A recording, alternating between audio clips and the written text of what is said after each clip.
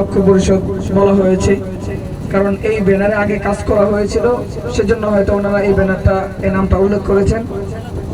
আমরা সর্বাবস্থায় আমাদের রায়পুর আনুষঙ্গে যারা মুরব্বী আছেন সকলের সকল সিদ্ধান্ত মানতে সর্বাবস্থায় প্রস্তুত।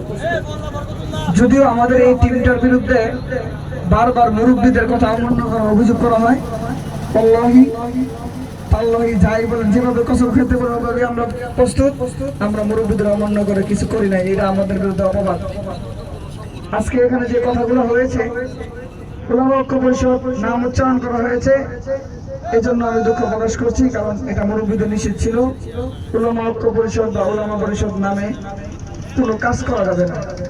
তোমরা কাজ করতে চাইলে তোমরা অন্য কোনো নামে ব্যক্তিগতভাবে তোমরা কাজ করো।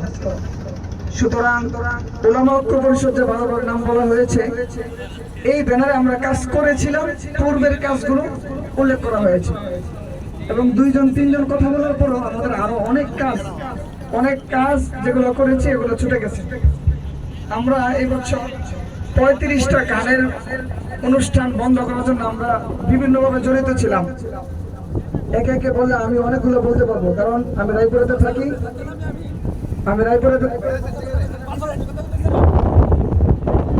আমি থাকি পৌরসভার ভিতরে। ডাক দিলে সর্বপ্রথম আমি, আলামিন ভাই, শরীফ ভাই, আমরাই আসি সবার আগে। এজন্য আমার কাছে এগুলো ধারাবাহিক লিস্টি করা আছে, কোথায় কি করেছি সব আমার কাছে নোট আছে। আপনাদেরকে নৌকা ভ্রমণে আইন পরিষ্কার করতে চাচ্ছি। উলামা পরিষদ, উলামা ঐক্য পরিষদ এই নামটা ব্যবহার করার জন্য একটা মেসেঞ্জার গ্রুপ ছিল হোয়াটসঅ্যাপে, এটা বেশ কিছুদিন এই নামে ছিল। এটা আমরা নিজেরা ব্যক্তিগতভাবে চালাইতাম। পরে যখন মনে হলো যে না, এটা এভাবে থাকা উচিত না, তারপর আমরা তরুণ আলেম সমাজ দিয়ে আমরা এটা বন্ধ করে দিয়েছি। রমজানে যা করেছি, এবং রমজানেও আমরা গান বন্ধ করার জন্য, রমজানে এক জায়গায় উরুস হচ্ছিল, ওটা বন্ধ করার জন্য আমরা কাজ করেছি। আমাদের ডৈকারচর ইউনিয়নে এক ইমাম সাহেবকে নির্যাতন করা হয়েছে, ওনাকে লাঞ্ছিত করা হয়েছে। আগামীকাল হয়তো আমরা ওইখানে কাজ করতে যাব। তো ধারাবাহিক আমাদের এইভাবে কাজ চলবে, কিন্তু এই নামটা ব্যবহার হচ্ছে না।